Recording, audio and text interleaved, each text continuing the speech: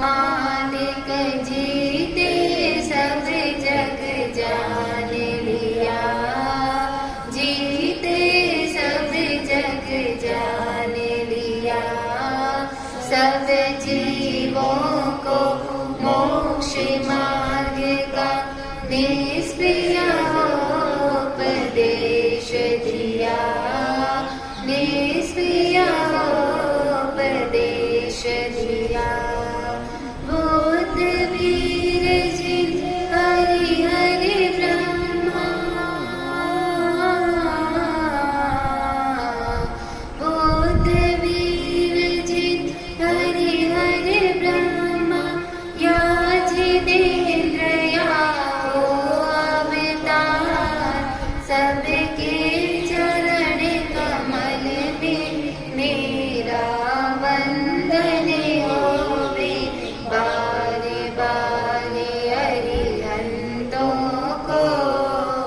नमस्कार श्री सिद्धों को, नमस्कार आचार्यों को, नमस्कार उपाध्यायों को, नमस्कार जग में जितने साधु गण हैं,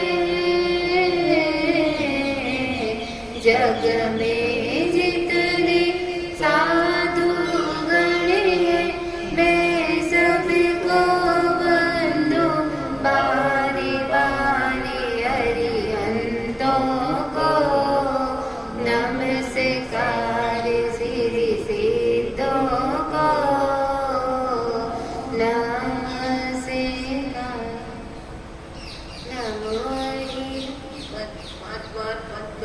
मंत्र का संग्रह। नमो हरिहंताणं, नमो सिद्धाणं, नमो आयर्याणं, नमो वज्रायणं, नमो लोहे सब सागुणं, ऐसो पंचणमुक्कारो सब पावकणासनं, मंगलाणं च सर्वेसिं परमं हवै मंगलम्। नमो हरिहंताणं, नमो सिद्धाणं, नमो आयर्याणं, नमो वज्रायणं, नमो लोहे सब सागुणं, ऐसो पंचणमुक्कारो सब पावकणासनं, मंगलाणं च सर्वेसिं परमं हवै मंगलम्। नमो हरिहंताणं, नमो सिद्धाणं, नमो आयर्याणं, नमो वज्रायणं, नमो लोहे सब सागुणं, ऐसो पंचणमुक्कारो सब पावकणासनं, मंगलाणं च सर्वेसिं परमं हवै मंगलम्। नमो हरिहंताणं, नमो सिद्धाणं, नमो आयर्याणं, नमो वज्रायणं, नमो लोहे सब सागुणं, ऐसो पंचणमुक्कारो सब पावकणासनं, मंगलाणं च सर्वेसिं परमं हवै मंगलम्। नमो हरिहंताणं, नमो सिद्धाणं, नमो आयर्याणं, नमो वज्रायणं, नमो लोहे सब सागुणं, ऐसो पंचणमुक्कारो सब पावकणासनं, मंगलाणं च सर्वेसिं परमं हवै मंगलम्।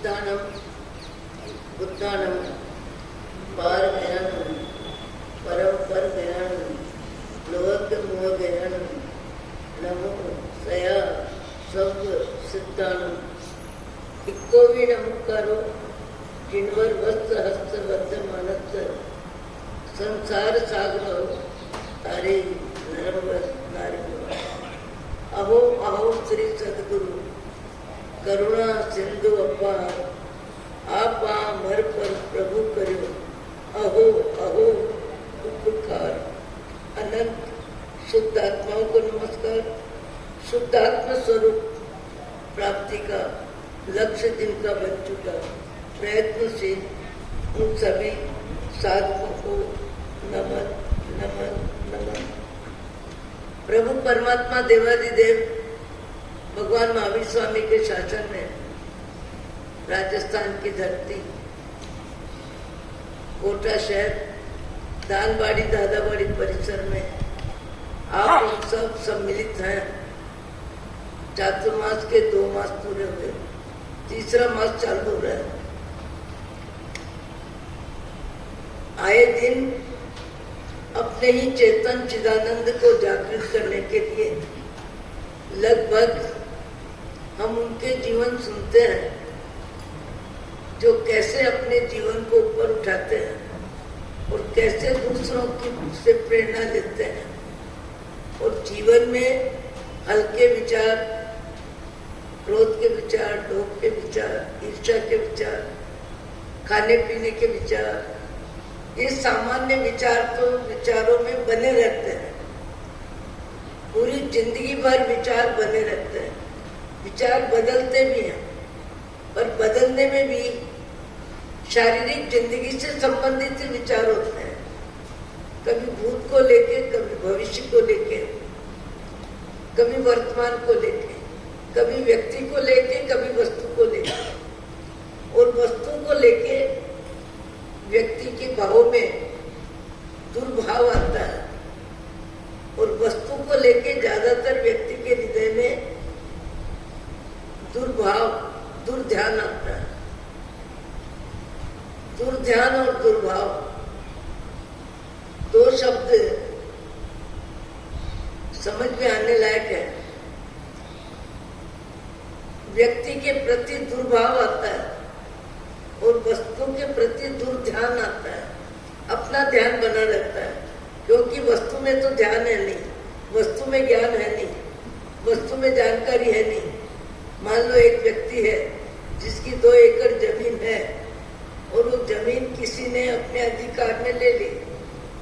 अब उस जमीन को आपको फिर से अपने अधिकार में लेना है, तो उस जमीन को लेके आपके भावों में दुर्ध्यान चलेगा। और जिस व्यक्ति ने बिना अधिकार के उस जमीन को अपने अधिकार में ली, उसके प्रति दुर्भाव आएगा। दुर्ध्यान और दुर्भाव, ये दोनों भाव व्यक्ति को दुर्गति में धक्का देते हैं। और अधिकतर जीवन में क्रोध, मान, माया, लोभ के व्यवसाय में, स्वार्थ और मोह की जिंदगी में, इंद्रियों के राग में, रचना और वासना में, धन और धरती को लेके व्यक्ति जिंदगी भर में अधिकतर समय इन्हीं विचारों में व्यतीत करता है।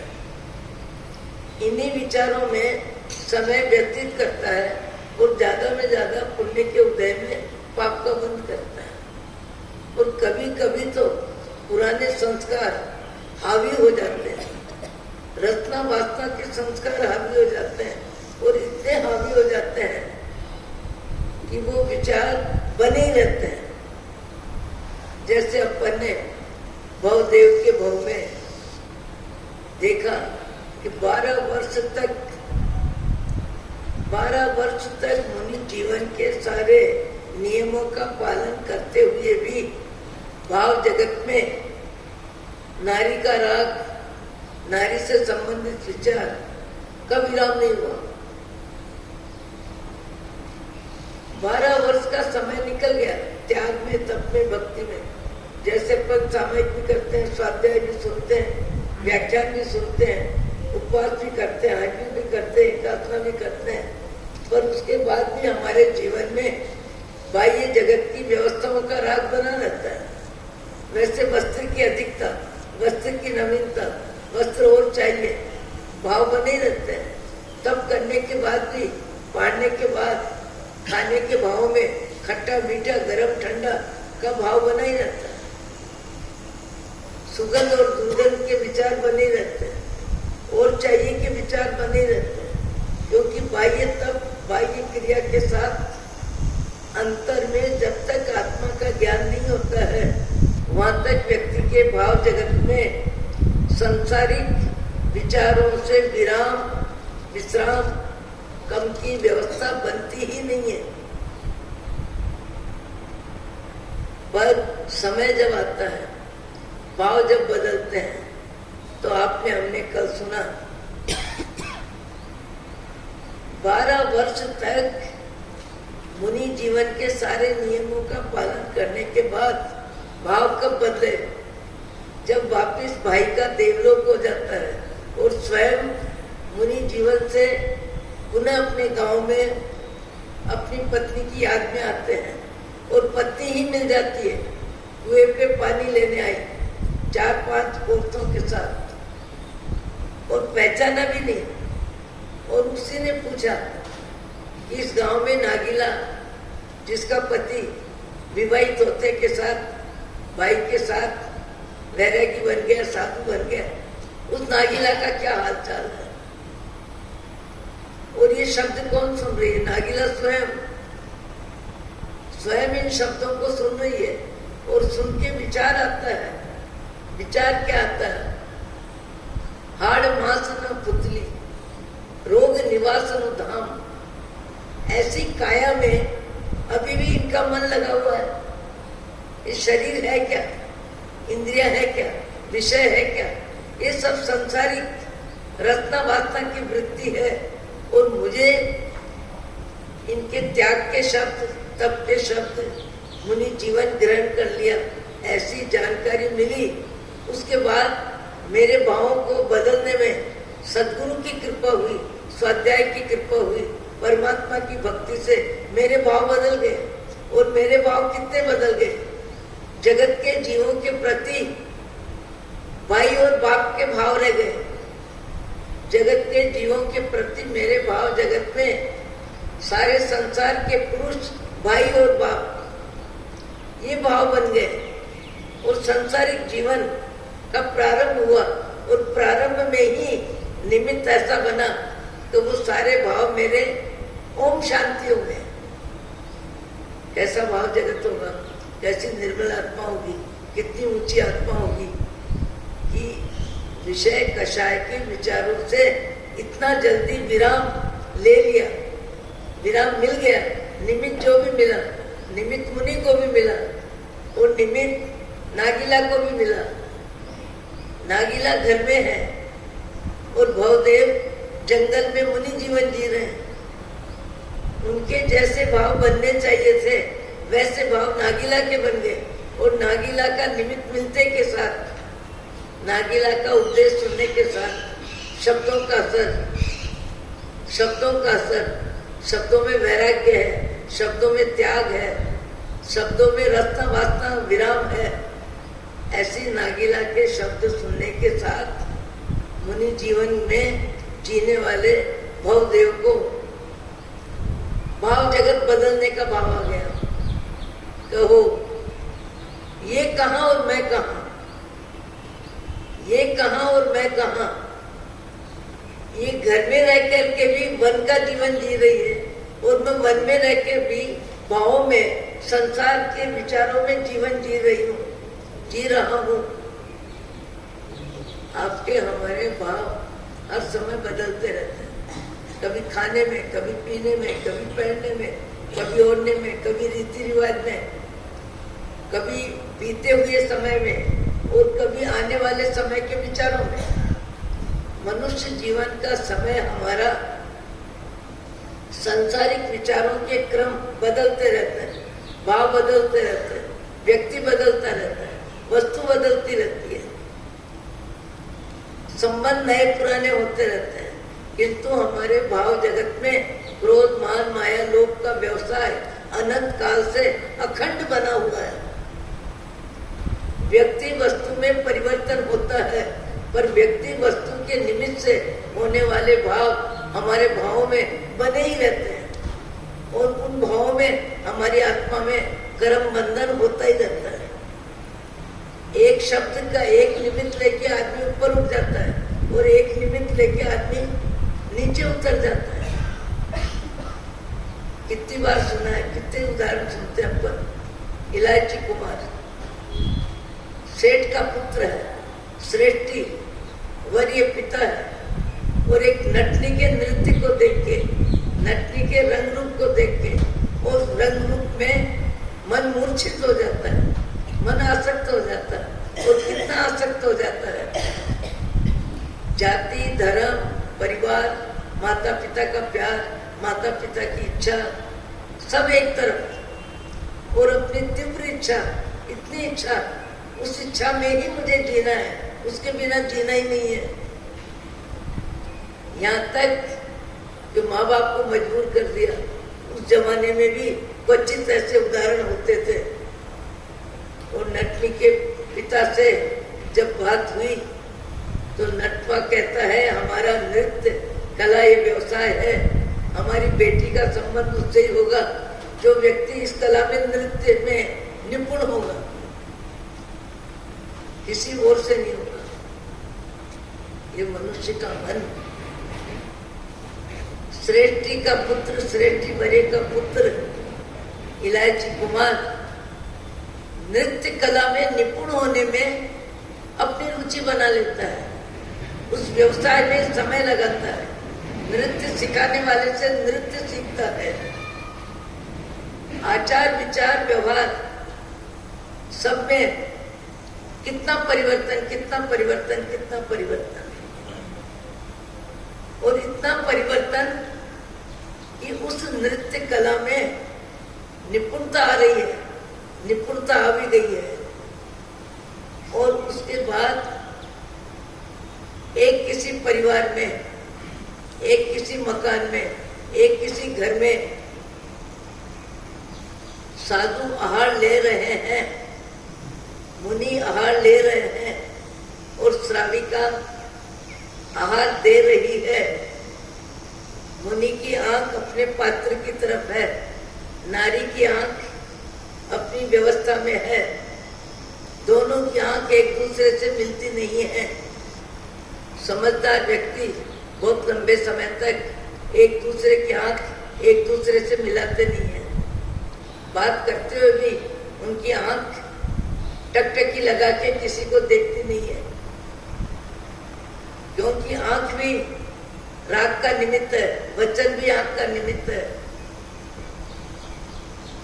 चिरायती इलायची कुमार ने नृत्य कला में निपुण होते हुए और बांस पे नृत्य करते हुए देखा कि एक सामने मकान में एक नारी आहार दे रही है और एक मुनि आहार ले रहे हैं। दोनों के बीच में कोई खास तीसरा व्यक्ति भी नहीं है, पर दोनों की नजर एक दूसरे से टकराती नहीं है। नारी का भाव मुनि को आहार देने का है और मुनि का भाव आहार लेने का है। इससे ज्यादा उन दोनों के बीच में किन्हीं विचारों का संपर्क नहीं है, न आकृति, न प्रकृति, न प्रवृत्ति, किसी का भी ध्यान नहीं है। इलायची कुमार को उस दृश्य को देख के आत्म जागृति आ गई। ओहो, मैं कहाँ और ये कहाँ, मैं कहाँ और ये कहाँ। मैं जिस ऊंचाई पे था एक रत्ना वासना वृत्ति को लेके कहाँ हल्के विचारों में आ रहा हूँ, और ये कहाँ अपने ऊंचे विचारों में मुनि को आहार देने का लाभ। और मुनि दिनचर्या में आराधना करने के लिए आहार लेने की प्रवृत्ति में व्यस्त है। साधु आहार करता है सांसारिक जीवन जीने के लिए नहीं, रत्ना वासना को पुष्ट करने के लिए नहीं, इंद्रियों को मजबूत करने के लिए नहीं। मुनि आहार करता है स्वाध्याय के लिए, ध्यान के लिए, मुनि जीवन की मर्यादाओं का पालन करने के लिए। वचन का, मर्यादाओं का पालन करने के लिए मुनि आहार लेता है। और इस दृश्य को देखने के साथ इलायची कुमार का मन बदलता है। यहाँ नागीला को देख के, नागीला के आचरण को देख के, नागीला की मानसिकता को देख के, भावों की पवित्रता को देख के, ऊंचाई को देख के भावदेव मुनि का मन बदलता है। और मन बदला तो इतना बदला, इतना मन बदला कि पूरी मानसिकता को आराधना में लगाते हैं, स्वाध्याय में लगाते हैं, ध्यान में लगाते हैं, अपने शरीर का राग भी छोड़ते हैं, इंद्रियों के राग को खत्म करते हैं, रचना वासना वृत्ति को विराम विराम विराम। और नागीला को धर्म गुरु के रूप में उनके शब्दों को स्वीकार करके इतनी उत्कृष्ट आराधना करते हैं, इतनी उत्कृष्ट आराधना करते हैं। कभी कभी किसी किसी का एक शब्द सुन के मन बदल जाता है। एक वचन जिन आगमनो लही नीपाव्या निज काम। एक भक्त भगवान से प्रार्थना करता है कि भगवान मैं अनेक उदाहरण सुनता हूँ और ऐसे उदाहरण भी सुनने को मिलते हैं कि एक एक निमित्त को लेके व्यक्ति का भाव जगत बदल जाता है। जैसे तुलसीदास जी का भाव जगत बदला पत्नी के शब्द सुन के। जैसे कौन राजा ऋषि बने, पत्नी का आज चुका व्याख्यान कर, पत्नी का व्यभिचार की जानकारी होगी। राजा भर्तृ जिस पत्नी को आम्र फल प्रेम से दिया, इच्छा से दिया, इसके बिना मेरी क्या जिंदगी, मेरी जिंदगी में इसकी जिंदगी होनी चाहिए। और वही आम्र फल घूम के कहाँ घूमा और कैसे जहां से आया था वहीं चला गया, जहां से आया था वहीं चला गया। वो आम्र फल जब वापस राजा के पास आता है, सुना है सबने, भर्तृ राजा की आंख खुलती है, दिव्य चक्षु खुल जाते हैं, भाव जगत में संसार से विराम विराम विराम। राग का तीव्र निमित्त तीव्र वैराग्य में बदल जाता है। और बदल के कितना बदला, दिक्ताम च तम च मदनम च इमाम च माम च। धिक्कार है इस वृत्ति को, धिक्कार है इस वृत्ति में जीने वाले को। और बात चिंतन में जाते जाते अपने पे आ गई कि मैं भी तो अनंत काल से इन्हीं विचारों में जी रहा था और इन्हीं विचारों के निमित्त से मैंने पत्नी को आम्रफल दिया और पत्नी मेरे जीवन में जीवित रहे।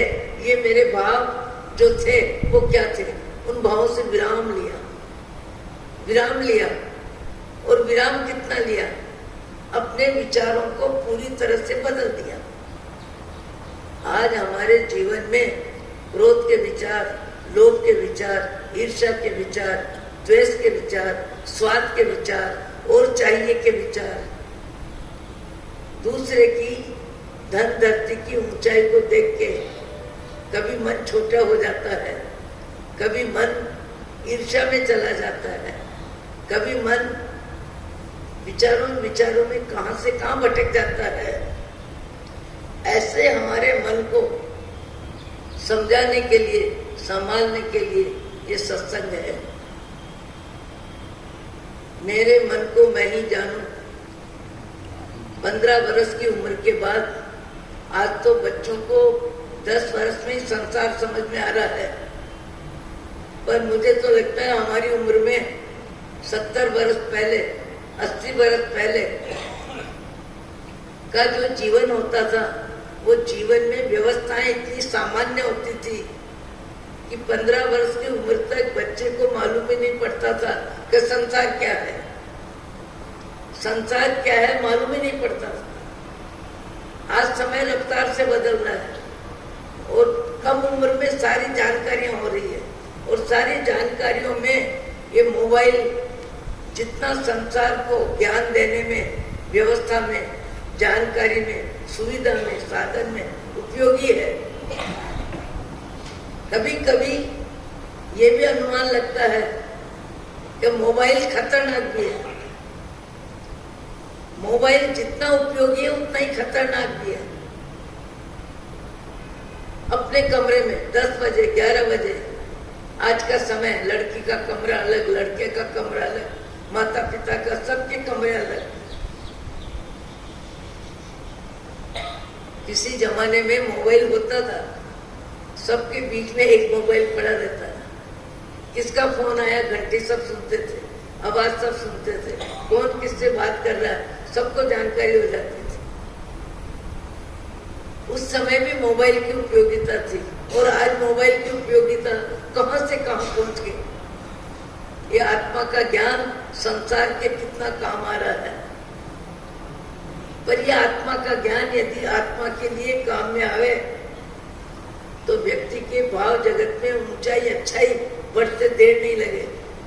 भाव देव ने अपने भाव जगत को बदला, और इतना बदला, इस तरह बदला कि उत्कृष्ट में उत्कृष्ट मुनि जीवन की आराधना। शरीर का राग खत्म, इंद्रियों का राग खत्म, आहार का राग मोह खत्म, और पूरी तरह ज्ञान ध्यान स्वाध्याय में मुनि जीवन में जितने विचार किए, जैसे विचार किए, उन सारे विचारों में आत्मा के ज्ञान ध्यान में उन विचारों को राग कर दिया, समाप्त कर दिया, और इतना उत्कृष्ट जीवन जिया कि धात की खंड में एक बार देवगति में गए, और देवगति से बाद में फिर मनुष्य लोक में धात की खंड में जब आए, परम वैरागी मन, इतना वैरागी मन कि 15-20 वर्ष की आयु के बीच में फिर से इस भाव में मुनि जीवन लेने का उत्कृष्ट भाव, उत्कृष्ट भाव, इतना ऊंचा भाव, इतना अच्छा भाव। देखो भावों का क्रम कब नीचे उतरता है, भावों का क्रम कैसे ऊपर चढ़ता है। आपके हमारे जीवन में भाव जगत को अपन नहीं जाने ऐसी बात नहीं है। हमारा भाव जगत हम ठीक से जानते हैं। हर वस्तु को लेके, हर व्यक्ति के व्यवहार को लेके हमारा भाव जगत बदलता ही रहता है। हमारा विवेक कम से कम इतना होना चाहिए कि हल्के स्तर के विचार, द्वेष के विचार, क्लेश के विचार, झगड़े के विचार, मनमुटाव के विचार, हमारे विचारों में विराम विराम विराम होना चाहिए, और जीव को शिक्षा देनी चाहिए। जीवाराम एक भाव के संबंध है। कहाँ धन को लेके मन बिगाड़ रहे हो, कहाँ धरती को लेके मन बिगाड़ रहे हो, कहाँ स्वाद को लेके मन बिगाड़ रहे हो, कहाँ शब्द को लेके मन बिगाड़ रहे हो। जिसके विचार जो जाने, जिसके शब्द जो जाने, यदि तुम्हारे से कोई द्वेष रखता है, उसके प्रति भी तुम्हारे भाव जगत में मैत्री भाव होना चाहिए। उस जीव के प्रति भी मंगल कामना होनी चाहिए। उस जीव के प्रति भी हमारे विचारों में क्लेश नहीं होना चाहिए। मित्रता और मैत्री भाव दो में बहुत अंतर है। मित्रता आदान प्रदान में होती है। मित्रता आने जाने, खाने पीने, बोलने, बैठने, उठने में एक दूसरे के विचार जितने मिलते हैं, एक दूसरे के विचारों में जितना समझौता रहता है, एक दूसरे के विचारों को कोई काट नहीं करता है, ईर्ष्या नहीं करता है, द्वेष नहीं करता है, वहां विचारों में सामंजस्य होता है। और जहाँ विचारों में सामंजस्य होता है, वहां व्यक्ति कहता हमारे में मित्रता है, और मित्रता है वहां व्यक्ति की प्रसन्नता रहती है। बोलने में, मिलने में, खाने में, पीने में, सब में प्रसन्नता रहती है। वो मित्रता कुछ जीवों से होती है, कुछ समय के लिए होती है। कई बचपन के मित्र होते हैं, कई जवानी में मित्र होते हैं, और कई वृद्धावस्था में मित्र होते हैं। और मित्रता टिकती भी है, और मित्रता बदलती भी है। और राग कभी कभी द्वेष में भी चला जाता है, और द्वेष कभी राग में भी आ जाता है। आप हम सब परिचित हैं इन भावों से। इन भावों को विराम देने के लिए सत्संग है। मैंने बहुत पहले कहा है कि धन और धरती दो निमित्त को लेके व्यक्ति के भाव ज्यादा में ज्यादा बिगड़ते हैं। धन और धरती, ये ज्यादा में ज्यादा विभाजन जब होता है, बंटवारा जब होता है, एक दूसरे की पैसे की, अर्थव्यवस्था की सीमा जब अलग होती है, रहन सहन जब अलग होता है, मकान जब अलग होता है, सामान जब अलग होता है, नए पुराने सामान को लेकर भी राग द्वेष आ जाता है। विभाजन होता है तब व्यक्ति के भाव जगत में कालुष आ जाता है, स्वार्थ आ जाता है। स्वार्थ और मोह के आधार पे संबंधों में भी भावों में गिरावट आ जाती है, भावों में दूरी बढ़ जाती है, भावों में ईर्ष्या आ जाती है, भावों में द्वेष आ जाते हैं। कभी कभी कहीं कहीं तो धन धरती के निमित्त को लेके मित्रता यानी संबंध भी इतने खत्म हो जाते हैं, इतने खत्म हो जाते हैं कि परस्पर मिले तो मुस्कुराहट भी नहीं, बात भी नहीं, एक दूसरे से अनबन में। ऐसा भाव यदि हमारे भाव जगत में है तो हमको अपने भावों को संभालना चाहिए, अपने भावों को बदलना चाहिए और अपने भावों को समझाना चाहिए कि जीवाराम किन भावों में जा रहे हो, किस वृत्ति में जा रहे हो, किस व्यक्ति के प्रति द्वेष कर रहे हो, किस निमित्त को लेके द्वेष कर रहे हो। जो निमित्त है तुमको यहीं मिली है, वो धरती, वो मकान बाप दादा का यहीं मिला है और यहीं छूटेगा, यहीं मिला है, यहीं छूटेगा। ऊंचे विचार जीवन में आना ही चाहिए। ऊंचे विचारों में जीने वाला शांति से जीता है, प्रसन्नता से जीता है। ऊंचे विचारों में जीने वाला अपने भाव जगत को निर्मल रखता है, अपने भाव जगत की मलिनता कम करता है, अपने भाव जगत में मैत्री भाव बढ़ाता है, अपने भाव जगत में उदारता का गुण विकसित करता है, अपने भाव जगत में अपनी जरूरत में उसका मन वैरागी बनता जाता है। नहीं चाहिए, नहीं चाहिए, नहीं चाहिए का एक भीतर में नारा बनता है, नहीं चाहिए, इतना है अब नहीं चाहिए, बहुत खा लिया अब स्वाद नहीं चाहिए, बहुत रंगीन कपड़े पहन लिए अब रंग का राग नहीं चाहिए, अब स्वाद का राग नहीं चाहिए, अब शब्दों का राग नहीं चाहिए। ऐसे भाव सत्संग में बैठने वाले कई व्यक्तियों के भाव बदलते हैं और इतने ज्यादा बदल जाते हैं कि कभी कभी किसी किसी को देख के अपने भाव जगत में भी राग कम होता है, वैराग्य का भाव आता है। एक आज इस समय में दादा गुरुदेव के भक्त वो बड़ी पूजा ही कर रहे होंगे,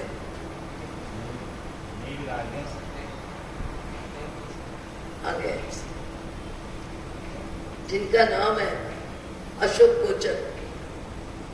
अब इनके सामने उनकी बात नहीं कर रहे तो अच्छा है, पर दलाली का व्यवसाय और दलाली के व्यवसाय में शायद कोई ऐसा पक्ष भी होता होगा कि सामने वाला यदि पेमेंट नहीं दे, ऐसी कोई परिस्थिति आती है तो उस पेमेंट को देने की मेरी जवाबदारी। कोरोना में ऐसा ही समय आया और अच्छे भले प्रसिद्ध दलाल के सामने प्रश्न आ गया कि जिन्होंने भी पैसा लिया है और जिनका लिया है और बीच में दिलाने में दलाली का तुम्हारा व्यवसाय है, तुम्हारी विचारधारा है कि जब कोई लेने वाला नहीं देगा तो वो पैसा मुझे चुकाना है। इस जवान को लेके 60 वर्ष के व्यवसाय में सारी कमाई लगभग 18 करोड़ पूरा का पूरा नैतिकता से, ईमानदारी से, जिसका पैसा जिसको दे दिया, ब्याज सहित दे दिया, रोड पे आ गया। फिर भी दादा गुरुदेव की भक्ति में कोई कमी नहीं। हर पूर्णिमा को मणिधारी दादा गुरुदेव के दिल्ली जाना, 14 का उपवास करना, पूर्णिमा को पारणा करना, और हमारे संपर्क भी बहुत पुराने हैं। उनकी नैतिकता, उनकी धार्मिकता, उनका मैत्री भाव, उनकी उदारता से मैं बहुत परिचित हूँ, बहुत परिचित हूँ। कभी कभी व्यक्ति अपने जीवन को इतना ऊपर उठाता है और आज भी कहते हैं गुरुदेव ने मुझे संभाल के रखा है, गुरुदेव ने मुझे टिका के रखा है, गुरुदेव ने परिस्थिति बदलने पर भी मैं जीवित हूँ। पूरी जिंदगी की कमाई हंसते हंसते दे देना और देने के बाद भी आनंद में रहना, इसलिए कि मेरे जीवन में नैतिकता टिकी रही, नैतिकता रही और नैतिकता ही जीवन का मुख्य में मुख्य गुण है। उनके पास अपनी व्यक्तिगत जरूरत में अब तो पता नहीं वर्षों पहले 22,000 का एक स्कूटर, कपड़े की 4 जोड़ी, सामान्य जीवन। हमारा पूरा पालिताना के चातुर्मास में आराधना में खूब सहयोग दिया। मैंने देखा नागपुर मेरा चातुर्मास था तो पूरे 4 महीने एक दिन 1 घंटे के लिए घर नहीं गए। टिप्पण आया, भोजन किया, पानी पिया वहाँ और पूरी सेवाएं दी। परिवार में, समाज में दूसरे के लिए उपयोगी बनना ये कोई नेचर है और ऐसा नेचर है तो उस प्रवृत्ति में उनको सुख होता है और अपनी जरूरत में कटौती करते रहते हैं। अपनी जरूरत में टैक्सी भी जल्दी नहीं लेते, वो ट्रेन से जाएंगे, बस से जाएंगे। कोई जाता होगा कहे अशोक भाई कार में बैठो तो बैठ जाएंगे, नहीं बस में चले जाएंगे। अपनी जरूरत के लिए अपने तन मन के लिए धन का उपयोग कम में कम और परोपकार और दूसरों के लिए। मुझे याद है एक बार धोलका कलिकुंड की प्रतिष्ठा पे आए थे और सामने कलिकुंड तीर्थ, कुमारपाल भाई उसी परिसर में रहते हैं, उसी कॉलोनी में। तो कलिकुंड तीर्थ के मैनेजर को कहते हैं, अशोक भाई ये 10 लाख रुपए मैं तुम्हारे पास रख के जाता हूँ, कुमारपाल भाई को जब समय हो तब बता देना, जब समय हो तब बता देना। उन्होंने दे भी दिए, उन्होंने काम में भी ले लिए और एक दूसरे की जानकारी का भी सदुपयोग नहीं बना। भद्रावती तीर्थ की प्रतिष्ठा बहुत ज्यादा वातावरण अलग था, मूर्ति नीचे से ऊपर जाने में। जब प्रतिष्ठा सानंद संपन्न हुई उसके बाद कुमारपाल भाई तृटियों के सफल प्रतिष्ठा का और सफल कार्यक्रम का, परमात्मा की भक्ति का, सब तृटियों को तिलक करने आए और तिलक करने आए। वहीं अशोक भाई भी बैठे थे, भद्रावती में, नागपुर रहते हैं। तब कुमारपाल भाई ने कहा गुप्तदानी तिलक लो, यानी इतने वर्ष तक न उन्होंने पूछा, उन्होंने बताया होगा, न सुना और न कभी सोचा कि मैंने 10 लाख का क्या हुआ, कुमारपाल भाई को मिले कि नहीं, उन्होंने काम में लिए कि नहीं, कोई विचारधारा नहीं। 31 लाख मुझे जानकारी नहीं, रिजू वाली का कब भेजती है और कब पैसे काम में आ गए। पर शायद 5-7 वर्ष हुए होंगे और भद्रावती तीर्थ की प्रतिष्ठा का जब मौका आया और कुमारपाल भाई ने सब तृटियों के तिलक किया, क्योंकि उस प्रतिष्ठा में कुमारपाल भाई की भी मुख्य भूमिका थी।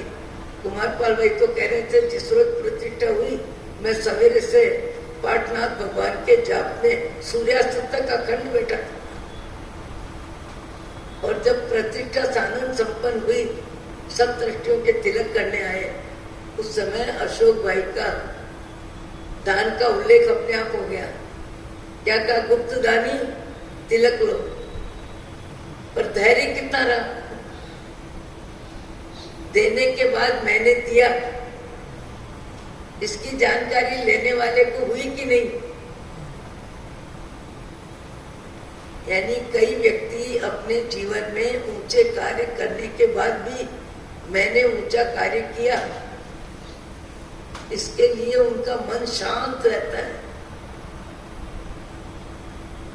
नहीं 10 लाख की जानकारी तो व्यक्ति करेगा, अरे मिले कि नहीं, मैनेजर साहब आपने दिए कि नहीं। खास मेरे संपर्क में मेरे निमित्त से वहाँ कैवल्य धाम के रिजुबाली का 6 बरस तक काम चला और अशोक भाई ने 31 लाख कब दिए मुझे मालूम नहीं, प्रतिष्ठा के बाद मालूम पड़ा। कई व्यक्ति अपने भाव जगत को धन के राग से, नाम के राग से, भोजन के राग से इतना ऊपर उठा लेते हैं, इतना ऊपर उठा लेते हैं कि उनकी मन शांति तो अपनी जगह रहती है, पर उनके आचरण को देख के दूसरों को भी प्रेरणा मिलती है। जैसे ही हमारे भावदेव उत्कृष्ट आराधना के बाद देवगति और देवगति से धातकी खंड में एक नगर में जन्म लेते हैं। जन्म के 15 वर्ष के बाद ही वैराग्य के संस्कार, अतीत की साधना के संस्कार इतने ज्यादा तो उनके भाव जगत में रचना वासना की वृत्ति का नामो निशान नहीं, बिल्कुल भी भाव जगत नहीं। और मुनि जीवन ग्रहण करने का पूरा भाव जगत कि मुझे मुनि बनना है, मुझे मुनि बनना है। पर जहां जन्म लिया वहां इकलौते बेटे, वो सेठ सेठानी, राजा रानी किसी भी मूल्य पर बेटे को दीक्षा की आज्ञा देने के लिए सर्वथा मना। और इनका संकल्प हो चुका, भाव से मुनि बन चुके। व्याख्यान से आते समय ही स्वस्ति आचार्य महाराज का इस भाव में व्याख्यान सुना, कल और अच्छे से बताएंगे। व्याख्यान सुना और वैरागी बन के आ गए, भाव से संयम लेके आ गए। द्रव्य से माता पिता की आज्ञा के बाद विधिवत संयम लेना ही बाकी था। माता पिता कहते हैं किसी भी मूल्य पे आज्ञा नहीं मिलेगी। यहाँ शिव कुमार कहते हैं कि मैं मुनि बने बिना आहार नहीं लूंगा। देखो भाव जगत कहाँ था। नागीला विवाहित पत्नी को छोड़ के 12 वर्ष मुनि जीवन में सांसारिक विचारों में रहे और फिर सांसारिक विचारों का विराम, उसमें नागीला की आवाज काम करी और फिर उत्कृष्ट में उत्कृष्ट जीवन जिया। सारे विचार राख हो गए, सारे विचार समाप्त हो गए और देवगति से फिर मनुष्य लोक में धातकी खंड में आए और जहां आए वहां राज्य परिवार में जन्म हो। पर मन में वैराग्य भाव इतने ज्यादा कि सब कुछ है पर उनको कुछ भी मन भाता ही नहीं, कुछ भी अच्छा लगता ही नहीं। उनको तो मुनि जीवन स्वीकार करना है। और व्याख्यान में स्वस्ति आचार्य के संकल्प भी करके आ गए और वो भोजन करे नहीं, और भोजन किए बिना जीना कैसे।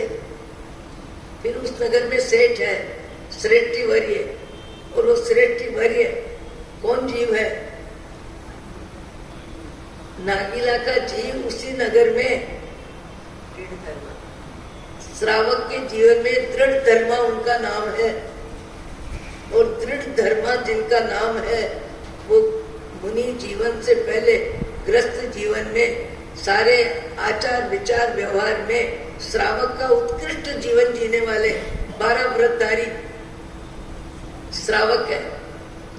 देखो जीवन ऊपर उठता है तो कैसे ऊपर उठता है और नीचे जाता है तो कैसे जाता है। मनुष्य अधिकतर मर के त्रियंच गति में जाते हैं। जिनका मन संसार में ही है, जिनका मन सम्मान की भूख में ही है, जिनका मन और चाहिए में ही है, जिनको लाभ में प्रसन्नता है पर लाभ में मेरे पाप की कमाई भी हुई है, वो ध्यान में भी नहीं आती, वो भाव में भी नहीं आती। 10,000 की कमाई हुई कोई ध्यान में रहती है, पर 10,000 कमाने में मेरे भावों में, मेरी क्रिया में, मेरे व्यवहार में 18 पापस्थान में कितने पापस्थान का सेवन हुआ। ये पैसा तो परिवार के काम आ जाएगा, पर कमाने में जो मेरे भाव बने उन भावों का भुगतान मुझे करना पड़ेगा। लगभग व्यक्ति को पैसे की प्राप्ति में पाप नहीं दिखता है, पाप का विचार ही नहीं आता, आया तो आया। और वो दृढ़ धर्म को जब मालूम पड़ा कि ऐसे ऐसे शिव कुमार साधु बनना चाहते हैं और माता पिता आज्ञा नहीं देते हैं, और ऐसी स्थिति में उनका समय निकलता जा रहा है। फिर दृढ़ धर्मा वहां आते हैं। देखो संबंधी जैसे नेम राजू का 9 भाव का संबंध था, ऐसे दृढ़ धर्मा पहले भाव में नागीला के जीव ने मुनि जीवन के लायक भाव जगत को ऊपर उठाने में नागीला की आवाज और आचरण निमित्त बना, और नागीला भाव में ऊपर उठती जा रही है। और यहाँ दृढ़ धर्मा नाम के एक श्रावक का उत्कृष्ट जीवन जीने वाली आत्मा वो वहां आते हैं और आके समझाते हैं क्या ये मनुष्य शरीर है, बिना आहार किए टिकेगा नहीं, और आहार तो आपको लेना पड़ेगा। मुनि जीवन मुझे लेना ही है। फिर समझौता हुआ कि इस राजभवन में रहते हुए ही आप मुनि जीवन की मर्यादाओं का पालन करो। माता पिता तुम्हें आपसे ओझल करना नहीं चाहते, दूर करना नहीं चाहते। आप मुनि जीवन महल में रह के ही करो, महल में रह के मुनि जीवन का पालन करो। और मैं आपको पहले के समय में जो पोषक लेते थे, उपवास करते थे और क्या करते थे, उद्यान करने के बाद श्रावक की उत्कृष्ट क्रिया होती थी। वो घर में रहते थे, परिवार में रहते थे, पर सांसारिक कार्यों से निवृत्त हो जाते थे। तो पहले ये भी कहा जाता था कि किसी साधु की बीमारी में, जरूरत में व्यावच करने का अधिकारी कौन, जिसने उद्यान किया हो। अभी तो समय बदल गया, संख्या बढ़ाना है, बच्चे भी उद्यान करते हैं, बड़े भी करते हैं, कमारे भी करते हैं, सब क्वालिटी के लोग करते हैं। तो दृढ़ धर्मा उस समय उत्कृष्ट धर्म आराधक होने के नाते शिव कुमार को कहते हैं कि मैं आपको शुद्ध आहार लाके दूंगा, शुद्ध आहार लाके दूंगा। और कई गृहस्थों के घर से आहार लाके तब उन्होंने संकल्प किया कि बेले बेले पारना करूंगा। और बेले बेले पारने में आयमिल का तप, तीसरे दिन आयमिल की आहार व्यवस्था में दृढ़ धर्मा पूरी मुनिचर्या को जानने वाले और मुनिचर्या के अनुकूल शुद्ध आहार ला के देते उनको, और वो आहार करते। देखो भाव जगत कहां से कहां बदला, भाव बदल गया, पर भाव जो के तो सुरक्षित रहे। हल्के भाव कैसे समाप्त हुए और ऊंचे भाव कैसे टिके रहे, भाव बदलने के बाद भी टिके रहे, देवगति में भी टिके रहे, और फिर राज्य परिवार में आने के बाद भी राज्य परिवार का माहौल, सुख सुविधा का माहौल, ऐसा आराम का माहौल, अपार संपत्ति का योग, सब कुछ होने पर भी उनके भाव जगत में क्रोध, लोभ, मान, माया का भाव रेशा जितना भी नहीं। जितने भी महामानव हुए हैं, जितने भी महापुरुष हुए हैं, सदा से महापुरुष नहीं थे। आपके हमारी तरह ही कभी वो भी इंसान के रूप में रहे और फिर इंसान के रूप में अपनी साधना बढ़ाई, तब सिद्ध हुए। एक उदाहरण नहीं, अनेक उदाहरण है, अनेक उदाहरण है। श्रीमद राजचंद्र को बचपन में एक प्रश्न उठता था कि मृत्यु क्या होती है, मृत्यु क्या होती है, मृत्यु क्या होती है। और पहले छोटे बच्चों को माँ बाप पड़ोस में भेज देते थे। उनको लगता था बच्चे भयभीत हो जाएंगे, घबरा जाएंगे, कहीं इनको कोई बात माथे में आ जाएगी। आजकल तो बच्चे बहुत होशियार होते हैं। तो श्रीमद राजचंद्र को बालक में जब 7 वर्ष के वो थे, तब पड़ोस में एक कोई व्यक्ति बाबा के रूप में जिनकी मौत हो गई, और वो उनके घर जाते थे। वो कहने लगे क्या मर गए, बा साहब मर गए, यानी क्या मर गया, मौत क्या होती है, मौत कैसी होती है, मौत क्यों आती है। उनको पड़ोस के घर में भेज दिया। श्रीमद राजचंद्र भाई कहते हैं, राजचंद्र भाई, कि मैं पीछे के रास्ते से किसी को जानकारी दिए बिना शमशान भूमि में उसी जगह पहुंच गया जहां बाबा को ले जाया गया, और लकड़ियों की व्यवस्था जमाई और बाबा के शरीर को रखा गया और अग्नि से जलाया गया। मैंने सारा दृश्य देखा और कहा किसी पेड़ पे चढ़ के बैठ गया, अनजान होके पीछे के रास्ते से जाके। और उस समय मेरा चिंतन चला तो मुझे 700 भाव की जन्म मरण की जिंदगी की यात्रा का ज्ञान हुआ। और तब से मुझे आत्मज्ञान हुआ।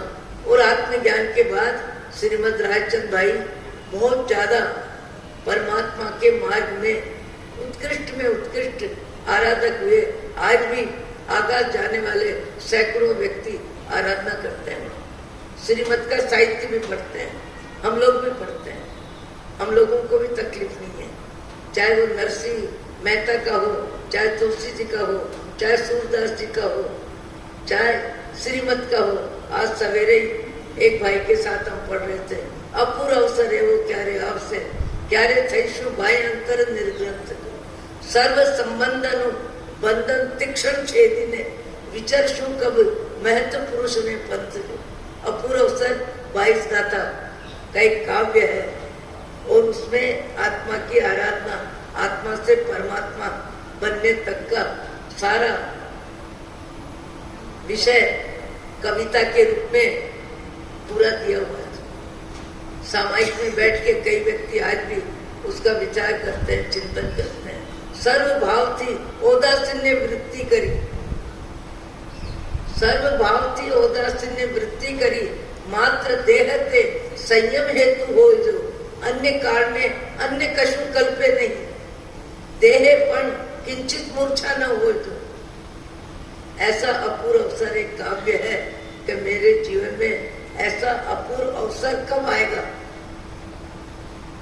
श्रावक भावना बाता है, मेरे जीवन में परमात्मा की उत्कृष्ट भक्ति कब आएगी, मेरे जीवन में त्याग कब आएगा, मेरे जीवन में तप कब आएगा, मेरे जीवन में क्रोध का अभाव कब होगा, मेरे जीवन में मैत्री भाव का विस्तार कब होगा। सब में देखूं श्री भगवान, सब में देखूं श्री भगवान। आज भी कई व्यक्ति इस बात का चिंतन करते हैं, इस बात का अभ्यास करते हैं कि मैंने किसी का भला किया है तो मुझे याद न रहे, और किसी ने मेरा नुकसान किया है, मेरे पे क्रोध किया है, मेरे साथ द्वेष किया है, मेरे साथ पैसे का नुकसान किया है, संबंधों में कटु व्यवहार बोला है, जो भी किया। आज भी कुछ एक व्यक्ति ऐसे हैं अपने जीवन में किसी का एक गिलास पानी भी पिलाया उसको भूलते नहीं है, और अपने जीवन में किसने क्या नुकसान किया उसको याद रखते नहीं है, याद रखते ही नहीं है। कहते हैं उसके भाव हो जाने, उसके भाव हो जाने, उसके भावों के हल्केपन को देख के मैं अपने भाव को बिगाड़ू। हम लगभग भाव दूसरों के लिए बिगाड़ते हैं, दूसरों के लिए ही भाव बिगाड़ते हैं, और दूसरों की गलतियों को देखने में हमारा दिल दिमाग बहुत सजग रहता है, बहुत सजग रहता है। मैं व्याख्यान में भी देखती हूँ, कई बार व्याख्यान सुनने वाले अचानक उधर से कोई आवाज आती है या कोई हलचल होती है थोड़ी भी, तो व्याख्यान से मन हटके आंख उधर ही लग जाती है 4, 5, 7 की। तो एक दृश्य देखने में चित्त की चंचलता हमारी कितनी है इसका अनुमान हमको अपनी क्रियाओं में लग सकता है। व्यक्ति बैठा यहाँ है, कोई आ रहा है ऐसे देखेगा, कोई क्या खा रहा है देखेगा, कोई क्या बोल रहा है देखेगा, कोई क्या कर रहा है देखेगा। ज्यादा में ज्यादा व्यक्ति कर्म बंधन, दूसरों की क्रियाओं का लेखा जोखा करने में कर्म बंधन करता है, और दूसरों की क्रियाओं का लेखा जोखा करने में खुद को मिलता क्या है, पाप का बंध होता है।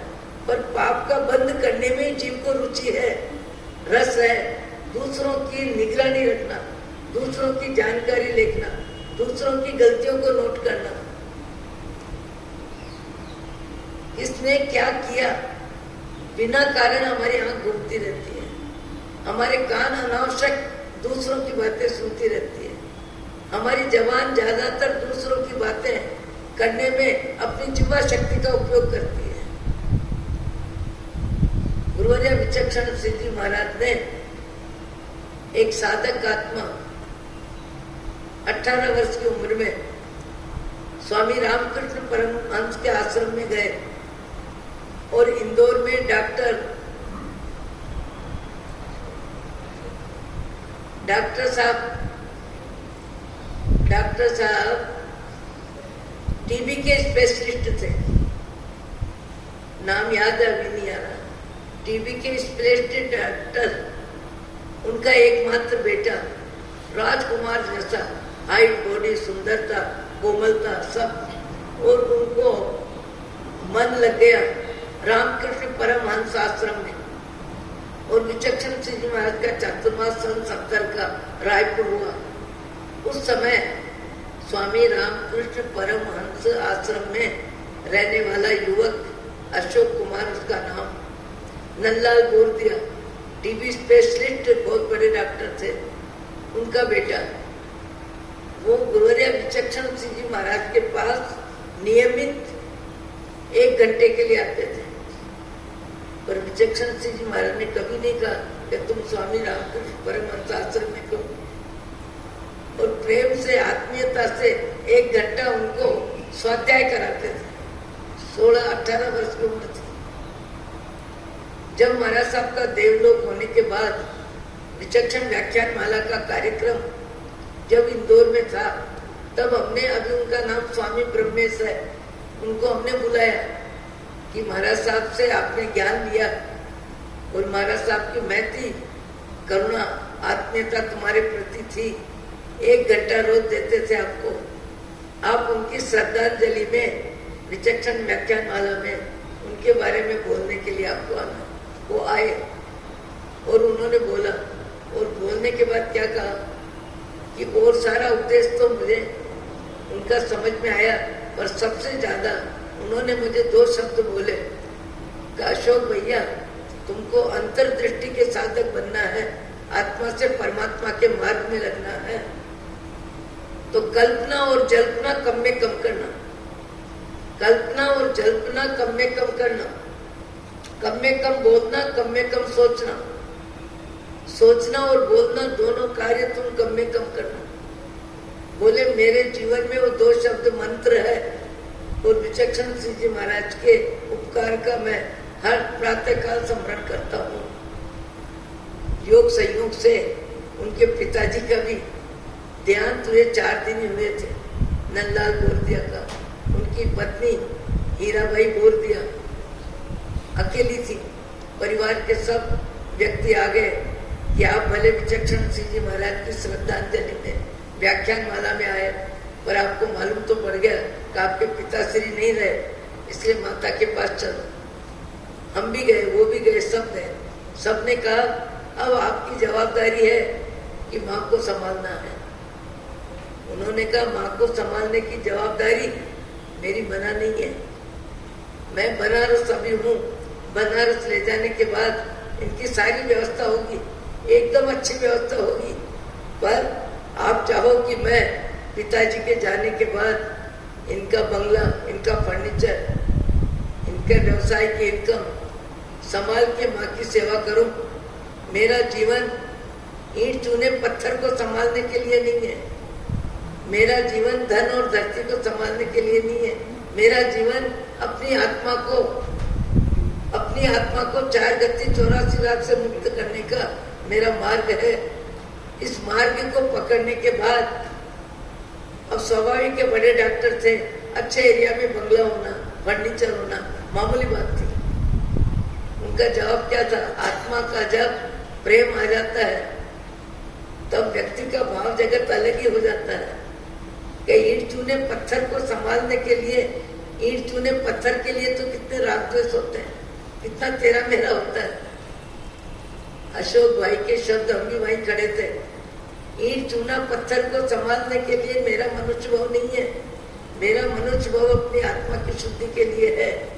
माँ की सेवा के लिए मेरी मना नहीं है, माँ की सेवा होगी, नौकरानी रहेगी, सब होगा, पर इनको बनारस चलना पड़ेगा। इनके मकान को और इनके धन को और इनके परिग्रह को, इनके सामान को संभालने के लिए मैं यहाँ रहूं, ये मेरे लिए संभव नहीं है। आज भी ऐसे व्यक्ति कहीं कहीं कभी कभी ऐसे मिलते हैं जिनका जीवन देख के लगता है कि सही में ये भगवान के मार्ग में, भगवान बनने के पुरुषार्थ में इतने ज्यादा उत्साही है। अहो अहो सद्गुरु करुणा सिंधु अपार, आपामर पल प्रभु कर्यो, अहो अहो प्रकार जे स्वरूप समझा बिना, आयो दुख अनंत समझाव्यो ते पद नमो। श्री सद्गुरु भगवान परम पुरुष प्रभु सद्गुरु, परम ज्ञान सुख धाम, जेहने आप्यो बाननी, तेहने सदा प्रणाम। देह छता जेहनी दशा, वर्ते देहाती ते